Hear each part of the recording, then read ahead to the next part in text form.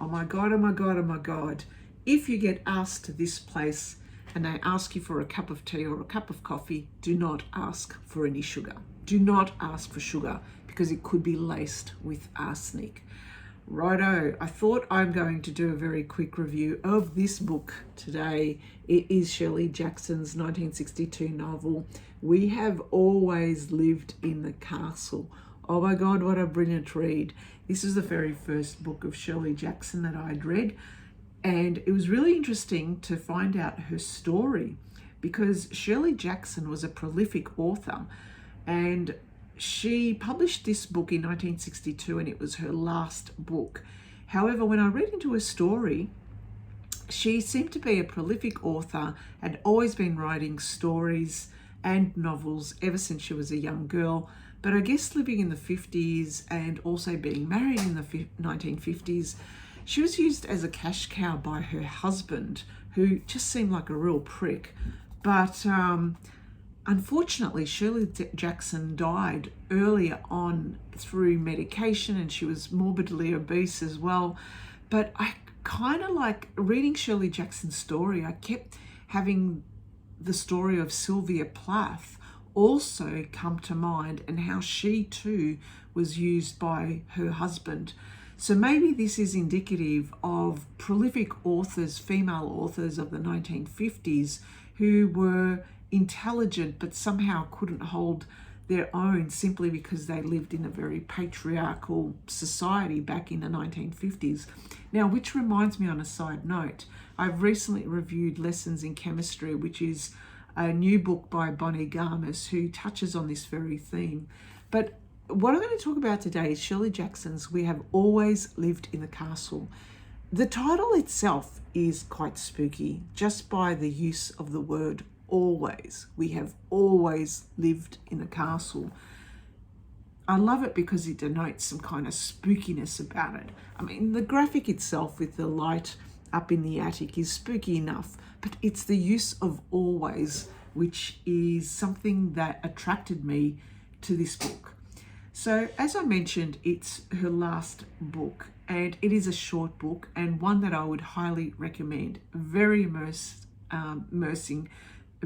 reading in this one. Now, I've got spoilers in this review, so if you don't want spoilers, feel free to just switch off here and go on your merry way.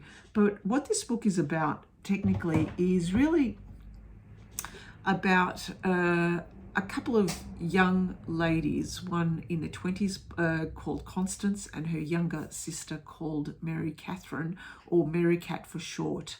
And they live on this estate, this spooky estate, and they've been there for the last 6 years and not having any contact with the public or with the local village. In fact, Constance is a bit of an agoraphobe. She cannot go past the gates and into the town. She's always fearful, and she's fearful because of what has happened to her.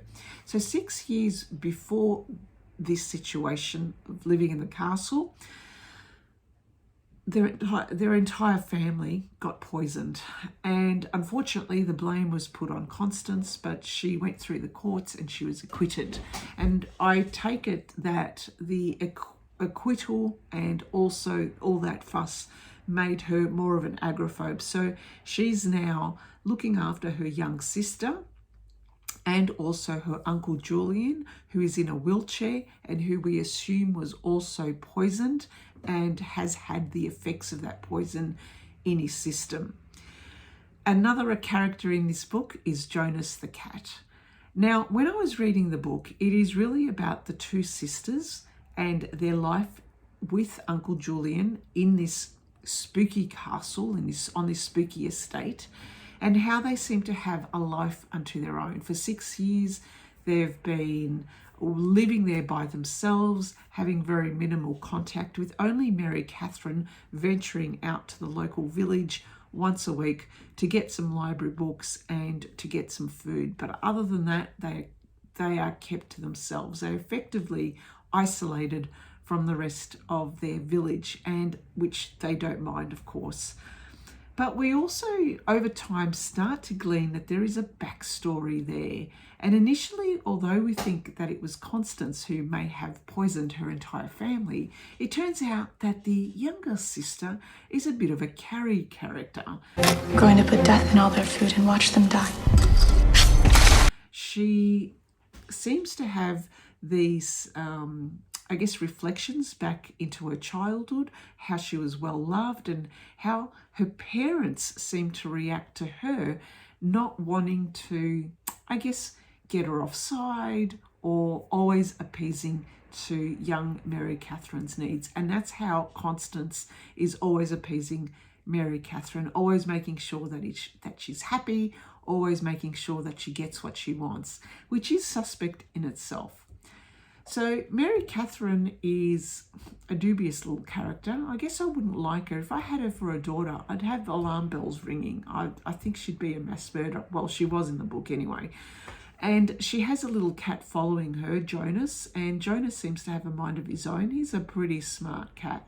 So you got to wonder, who in folklore have cats?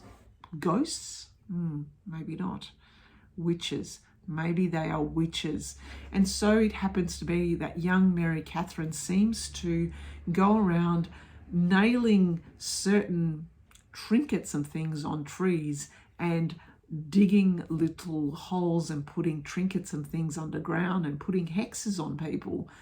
So she must be a witch, which then you start over time as you read the book, you start putting two and two together, and it's a book that makes you think long and hard after you have read it, and you think, right, they're not ghosts, there's something else. They have a cat. There must be a witch. Mary Catherine must be a witch.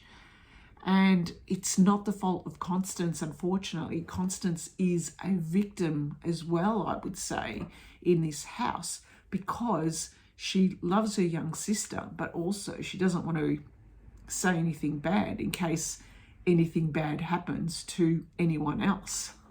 That was a sinister laugh, wasn't it? So really interesting book. I loved it. For a short read, it immersed me straight away. And it was really weird to read it in some places because it kept you guessing. You thought, are they ghosts? Why can't Constance move over the gates or through the gates? And of course you started to think that, in a village, people talk, and if there's a murder or something like that, they become like the rowdy villagers. And in one point of the book, the villagers themselves, there's a fire, and you can guess who started the fire. The Carrie kid. Anyway, and the villagers go crazy and start wrecking the entire joint. Tampering in dark-sided stuff! Yes! She's not a Christian! And the sisters go and hide, but then have to come back and live in the castle again. But what a book. It's wonderful. I love this book. I love this book because it sucked me right into it, and it made you second guess as to what it was about and who was the culprit of this tragic circumstances of the entire family being poisoned. All these little twists and turns, and it was a brilliant book, and it was really well written. I would highly recommend it, and it's something that I will now look into Shirley Jackson's books and read more of her books. So just a short one today. Thank you for listening, and thank you for watching. Bye for now.